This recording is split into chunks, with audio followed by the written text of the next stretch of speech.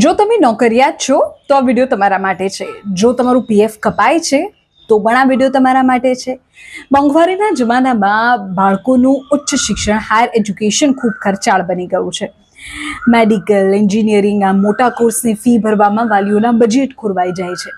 તો શું તમે જાણો છો કે તમારી આ મુશ્કેલીનો હલ કરવા માટે EPFO એટલે કે કર્મચારી ભવિષ્ય નિધિ સંગઠન તમને એક મહત્વપૂર્ણ મદદ કરી શકે તેમ છે.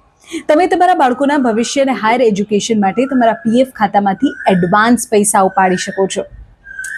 આજે હું તમને આ વિડીયોમાં કહું છું કે તેના માટેના નિયમો શું છે અને તમે કેટલા રૂપિયા ઉપાડી શકો.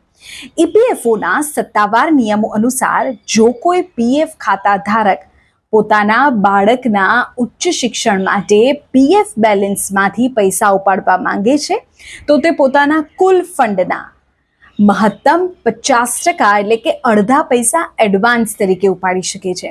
આ સુવિધાનો લાભ લેવા માટે 2 શરતો છે. પહેલી શરત એ કે પીએફ ખાતા ધારકે નોકરીના સળંગ અથવા તો કુલ મળીને 7 વર્ષ પૂરા કરેલા હોવા જોઈએ. જો તમારી નોકરીને 7 વર્ષ નથી થયા તો આ નિયમ હેઠળ તમે પૈસા નહીં ઉપાડી શકો. હવે બીજી શરત એ છે કે બાળક ધોરણ 10 પાસ કરે એ પછી કોઈ પણ માન્ય સંસ્થામાંથી ઉચ્ચ શિક્ષણ મેળવી રહ્યું હોવું જોઈએ. એટલે કે 10+ માટે તમે આ પૈસા ઉપાડી શકશો.